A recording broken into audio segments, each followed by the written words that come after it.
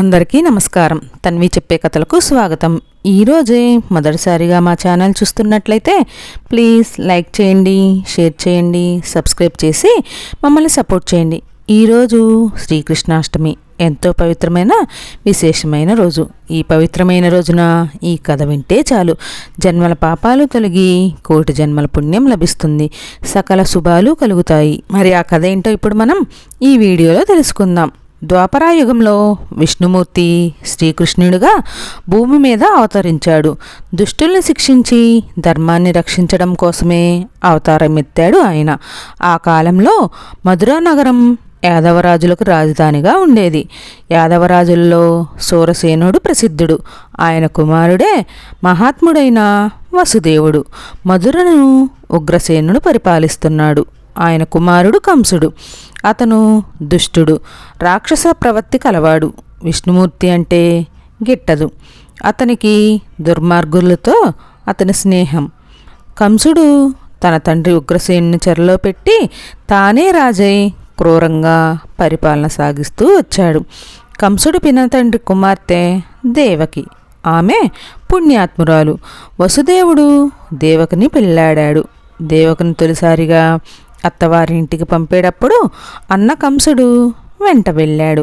చక్కగా అలంకరించిన రథంపై చెల్లెల్ని బావగారిని కూర్చుని పెట్టుకుని తానే రథం నడుపుతూ వెళ్ళాడు. చెల్లెల్ని అత్తవారింటికి తీసుకుని వెళ్తున్నాను కదా అని కంసుడు ఎంతో సంతోషించాడు. కానీ అప్పుడొక విచిత్రం జరిగింది. ఓయి కంస, మురిసిపోకు. ఈ దేవకి కడుపున పుట్టే 8వ బిడ్డ వల్ల నీకు ప్రాణగండం ఉన్నది సుమా. ఆ బిడ్డ చేతుల్లో నీకు చావు తప్పవు అనే మాటలు వినిపించాయి. ఆ మాట విని కంసుడు అదిరిపడ్డాడు. చుట్టూ కలయ చూశాడు. ఎవరూ కనిపించలేదు.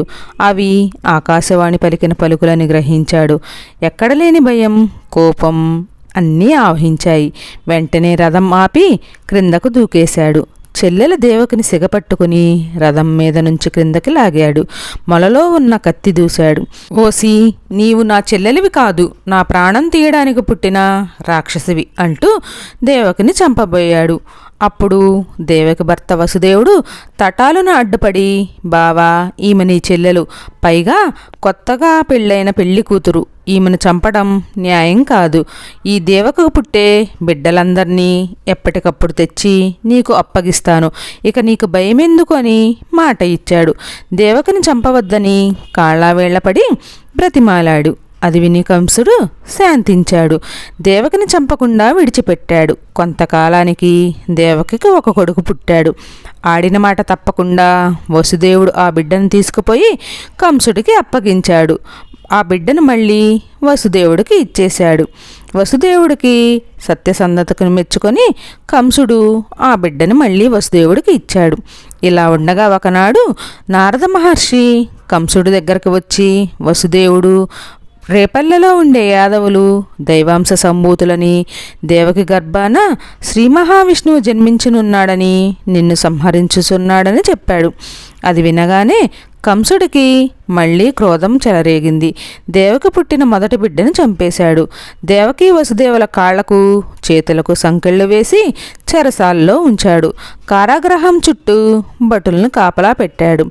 చెరసాల్లో ఉన్న దేవకి వసుదేవులకి అక్కడే ఏటేటా సంతానం కలిగింది. ఆ బిడ్డలందరినీ కంసుడు నిర్దాక్షిణ్యంగా సంహరిస్తూ వచ్చాడు. ఆ విధంగా దేవకి బిడ్డలు 6గురిని కంసున పొట్టన పెట్టుకున్నాడు. 7వసారి దేవకి గర్భం ధరించింది. భగవంతుడి సంకల్పం వల్ల ఆదిశేషుడు ఆమె గర్భంలో ప్రవేశించాడు.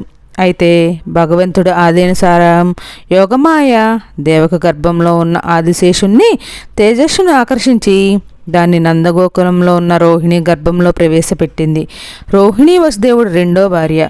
దుర్మార్గుడైన కంసుడికి భయపడి రోహిణి ఇంకా చాలామంది యాదవులు రేపల్లలో ఉంటున్నారు. యోగమాయ చేసిన పని వల్ల ఇక్కడ మధురలో దేవకకి గర్భస్రావం అయింది. అక్కడ రేపల్లెలో రోహిణికి నెల నిండి కుమారుడు పుట్టాడు. అతనే ఆదిశేషుడు అవతారమైన బలరాముడు, శ్రీకృష్ణుడికి అన్న. తర్వాత కొంతకాలానికి దేవకి 8వసారి గర్భవతి అయింది. ఆ సంగతి కంసుడు తెలుసుకుని ఇప్పుడు పుట్టబోయే బిడ్డ వల్లనే తనకు మృత్యువార్త కనుక చెరసాల్లో మరింత కట్టుదిట్టమైన ఏర్పాట్లు చేశాడు. బిడ్డ పుట్టగానే తనకు తెలియజేయమని భటుల్ని ఆజ్ఞాపించాడు. దేవకికి నెలలు నిండాయి. శ్రావణ మాసంలో బహుళ అష్టమి రోహిణి నక్షత్ర యజ్ఞ వృషభ లగ్నంలో దేవకి శ్రీకృష్ణుని కన్నది. అది అర్ధరాత్రి. విష్ణుమూర్తి దేవకి గర్భాన శ్రీకృష్ణుడు అవతరించగానే దేవదుంబువులు మ్రోగాయి. పూలవాన కురిసింది. కృష్ణుడు 4 చేతులతో శంఖ చక్రాది ఆయుధాలతో సకల శుభలక్షణాలతో అవతరించాడు. దివ్య తేజస్సు వెదజల్లుతూ శిశువు రూపంలో ఉన్న భగవంతుణ్ణి చూసి దేవకీ వసుదేవులు చేతులెత్తి మ్రొక్కారు. అప్పుడు భగవానుడు ఆ పసిబిడ్డ రూపంలో వారితో మాట్లాడాడు. కంసుడు నిన్ను చంపేస్తాడని మీరు భయపడకండి అని పలుకుతూ చేయవలసిన పనిని గురించి చెప్పి మళ్ళీ మామూలు బిడ్డగా మారిపోయాడు. భగవంతుడి మహిమ వలన వసుదేవుడికి సంకెళ్ళు విడిపోయాయి. చెరసాల వాకిళ్ళు వాటంతట అవే తెరుచుకున్నాయి. కావలి వాళ్ళు ఒళ్ళు తెలియకుండా పడి ఉన్నారు. అప్పుడు వసుదేవుడు కృష్ణుణ్ణి బుట్టలో పరుండబెట్టి నెత్తిన పెట్టుకుని బయలుదేరారు. కుండపోతగా వర్షం కురుస్తున్నది. ఆదిశేషుడు పడగలు విప్పి గొడుగు పట్టాడు. యమునా నది 2 పాయలుగా చీలి వసుదేవుడికి దారి ఇచ్చింది. ఆయన యమునా నదిని దాటి రేపల్ల చేరుకున్నాడు. అక్కడ నందుని భార్య యశోద ఆడబిడ్డను ప్రసవించి ఉన్నది. వసుదేవుడు కృష్ణుణ్ణి యశోద ప్రక్కన పరుండబెట్టి ఆ పక్కన ఉన్న ఆడపిల్లను తీసుకుని మళ్ళీ నదిని దాటి మధురా నగరం చేరుకొని చెరసాల్లో ప్రవేశించాడు. మళ్ళీ చెరసాల్లో తలుపులు మూసుకున్నాయి. వసుదేవుడు ఏళ్లకు చేతులకు సంకెళ్ళు తగులుకున్నాయి. ఈ సంగతి ఇక్కడ మధురలో కానీ అక్కడ రేపల్లో కానీ ఎవరికీ తెలియదు. ఇక్కడ కారాగృహంలో ఆడపిల్ల ఏడుపు విని కావలి వాళ్ళు నిద్రలేచారు. పరుగు పరుగున వెళ్ళి దేవకి కన్నదని కంసుడికి చెప్పారు. కంసుడు వెంటనే చెరసాలకు వచ్చాడు. అన్నా, పుట్టింది ఆడపిల్ల, నీకే అపాయం ఉండదు అని దేవకి బ్రతిమాలుతున్నా కంసుడు వినకుండా ఆ బిడ్డను చంపడానికి పూనుకున్నాడు. అయితే భగవంతుడి మాయ అయిన ఆ శిశువు కంసుడికి అందకుండా ఆకాశంలోకి ఎగసి, ఓరీ కంస, నన్ను చంపడం నీ తరం కాదు, నిన్ను చంపేవాడు పుట్టి పెరుగుతున్నాడు అని పలికి అంతర్ధానం అయింది. మూర్ఖుడైన కంసుడు నవ్వుకున్నాడు. ఆనాడు ఆకాశవాణి పలుకులు అబద్ధమనుకొని దేవకీ వసుదేవులకు సంకెళ్ళు తెయించి వారిని విడిచిపెట్టాడు. అక్కడ రేపల్లలో యాదవుల నాయకుడైన నందుడు, అతని భార్య యశోద పిల్లలు లేని వారు కావడం వల్ల చాలా కాలానికి కొడుకు పుట్టినందుకు ఎంతో సంతోషించారు. ఆనాడు రేపల్లలో పెద్ద ఉత్సవం జరిపించాడు నందుడు. అదే గోకులాష్టమిగా ఉట్ల పండుగగా లోకంలో ప్రసిద్ధికెక్కింది. రోహిణీ కుమారుడికి బలరాముడని, యశోద కుమారుడికి కృష్ణుడని పేర్లు పెట్టాడు. యాదవుల పురోహితుడు గర్గాచార్యుడు. బలరామకృష్ణుడు శుక్లపక్ష చంద్రకళల్లాగా దినదిన ప్రవర్ధమానమవుతూ వచ్చారు. ఇక్కడ మధురలో కంసుడికి మనశ్శాంతి లేకుండా పోయింది. నిన్ను చంపేవాడు పుట్టి పెరుగుతున్నాడు అని యోగమాయ అన్న మాటలు అతనికి జ్ఞాపకం వచ్చి మనసును కలవరపరుస్తున్నాయి. రేపల్లలో మొదలైన పల్లెలకు వెళ్ళి అక్కడ ప్రతి పురిటిల్లు గాలించి కనిపించిన పసిబాలుని వధించవలసిందిగా మాయావులు తన అనుచరులు అయిన రాక్షసులు పంపించారు. పూతన ఒక రక్కసి బాలగతిని. కంసుడి ఆజ్ఞానుసారం పూతన పల్లెల్లో సంసారం చేస్తూ శిశువుల ప్రాణాలు తీస్తూ చివరకు రేపల్ల వచ్చింది. చక్కటి స్త్రీవేషం ధరించి నందుడి ఇంట్లో ప్రవేశించింది. అప్పుడు చిన్న కృష్ణుడు బంగారపు ఉయ్యాల్లో తొట్టిలో పడుకొని ఉన్నాడు. యశోద మొదలైన గోదకాంతలతో ఆ మాట ఈ మాట మాట్లాడుతూ కృష్ణుడిపై ఎక్కడలేని ప్రేమ ఒలకబోసింది. ఉయ్యాల్లో నుంచి చిన్ని కృష్ణుని తీసుకొని ముద్దులాడింది. తర్వాత ఒడిలో పడుకోబెట్టుకుని ప్రేమతో పాలు కుడిపింది. పూతన చన్నుల్లో విషం ఉన్నది.